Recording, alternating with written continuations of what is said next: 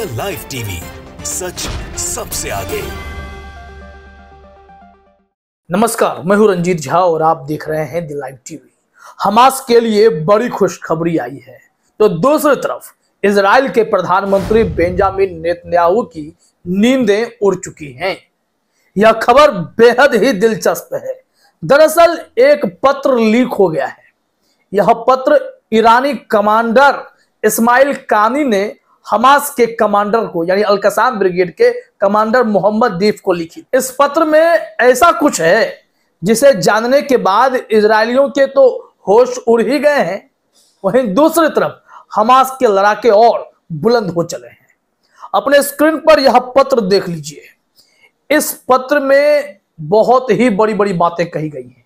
Times of Israel के report के हिसाब से हम पूरी खबर भी बताएंगे कि इस पत्र में क्या कहा गया है। चूंकि भाषा जो है हमें ट्रांसलेट करके समझना पड़ा है, तो हमने टाइम्स ऑफ इजराइल पर इस पत्र के ट्रांसलेशन को देखा है। बहुत बड़ी बड़ी बातें इसमें हैं। फिलहाल तो इस पत्र को जो शेयर किया गया है फरसेट हेस के द्वारा, उन्होंने क्या लिखा है पहले वो देख लीजिए।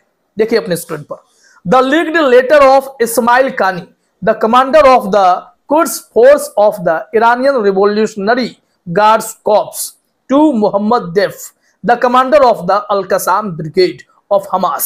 We will do whatever is necessary in this battle.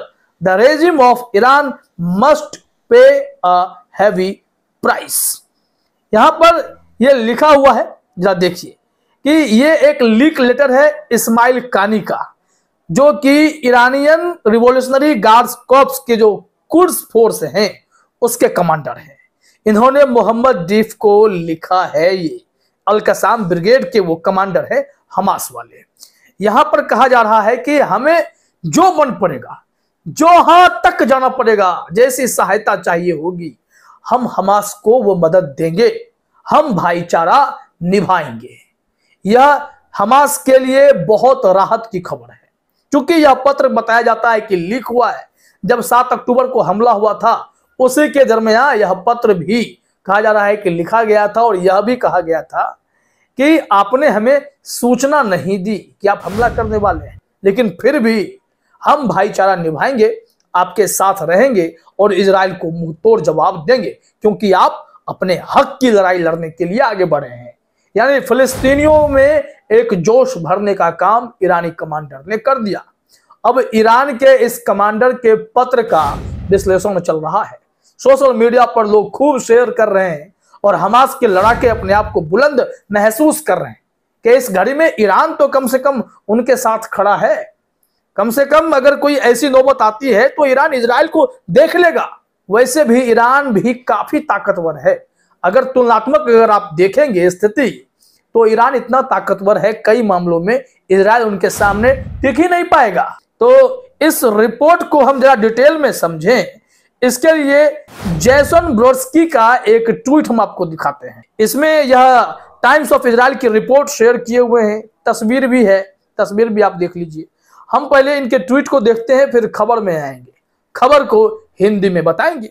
यहां जैसन ब्रोड्स्की ने लिखा है कि we stand by our fraternal pledge that unites us and we assure you that we will do whatever it takes in this historic battle. IRGC terrorist QF commander Ismail Kani wrote in a letter to Mohammad Dif. ये भी देखिए, ये लोग पहले से mind makeup कर रहे होते हैं कि किस संगठन को आतंकवादी संगठन कहते हैं। हमास के लड़ाके हैं तो उन पर आतंकी का ठप्पा लगा दीजिए। हालांकि अब लोग हमास के लड़ाके बोलते हैं। ठीक इसी तरीके से ये जो कुड्स फोर्स है, इसे भी ये लोग टेररिस्ट लिख रहे हैं। आश्चर्य होता है, लेकिन चलिए कम से कम इसी बहाने पत्र वायरल करके ये बता तो रहे हैं, कम से कम अंदर ये समझ तो रहे हैं कि भाई हमास अकेला नहीं है, फिलिस्तीन अकेला नहीं है, उसके साथ ईरान खड़ा है। अब उस पत्र में कितनी सारी बातें कही गई हैं वो डिटेल हम आपको दिखाते हैं। टाइम्स ऑफ इजराइल ने हेडलाइन में क्या लिखा, Quds Force chief, Iran will do whatever it takes to aid Hamas war against Israel. यानी कि इजराइल के खिलाफ जंग लड़ने में हमास को जिस मदद की जरूरत पड़ेगी, जैसी मदद चाहिए, हम देने के लिए तैयार हैं। हम भाईचारे को निभाएंगे, ये ईरान के कमांडर ने कह दिया है। अब आइए इसके ट्रांसलेशन में चलते हैं और पत्र में जो बातें हैं वही हम बता रहे हैं।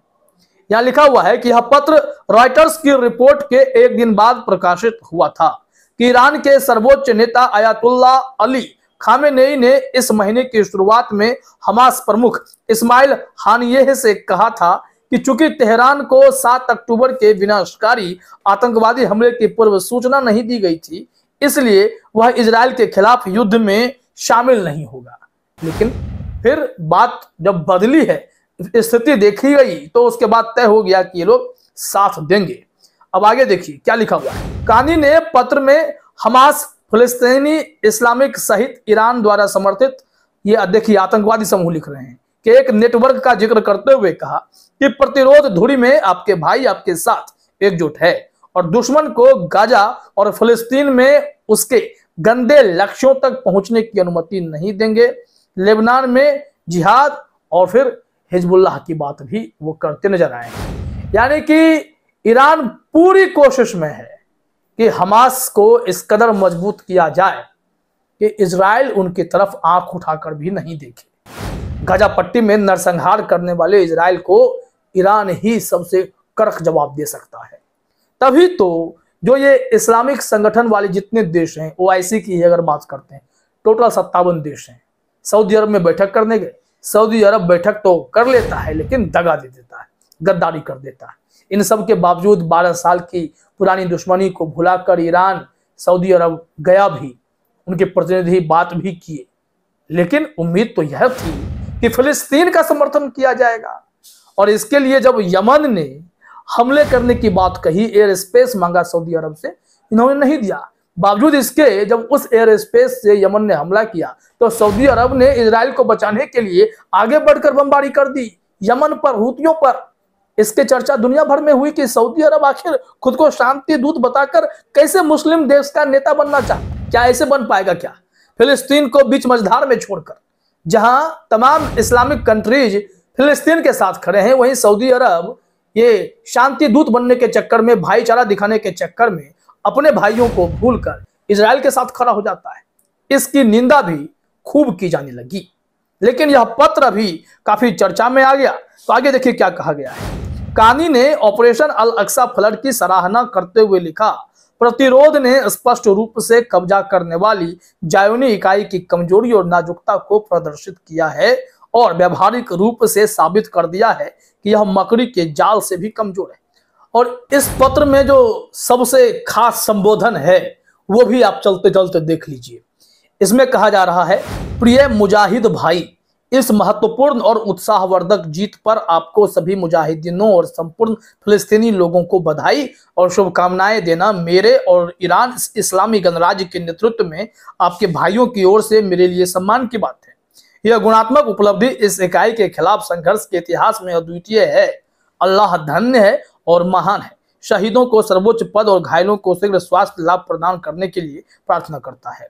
अंत में हम उस अनुबंध, प्रतिबद्धता और भाईचारे और धार्मिक बंधन की पुष्टि करते हैं जो हमें एकजुट करता है। निश्चिंत रहें कि प्रतिरोध के लिए हमारी चल रही सुरक्षा और प्रभावी समर्थन के तहत हम इस ऐतिहासिक लड़ाई में हर संभव प्रयास करेंगे। अल इमरान 3126 फिर आगे लिखा हुआ है कि और अल्लाह ने इसे केवल शुभ समाचार दिया है और इसलिए कि तुम्हारे दिल शांत हो जाएं। जीत अल्लाह की ही है, अल्लाह की ओर से है। वास्तव में अल्लाह शक्तिशाली और बुद्धिमान है। आपका भाई इस्माइल कानी, इस्लामिक रिवॉल्यूशनरी गार्ड कॉर्प्स में कुद्स फोर्स के कमांडर। ये पत्र का सबसे महत्वपूर्ण समर्थन वाला हिस्सा जो अभी हमने आपको सुना दिया है। तो कुल मिलाकर मामला यही है कि ईरान मजबूती से हमास के साथ खड़ा है और इजराइल की नींदें उड़ा रहा है। फिलहाल इस वीडियो में इतना ही। आप सभी का हमसे जुड़ने के लिए बहुत बहुत धन्यवाद। द लाइव टीवी, सच सबसे आगे।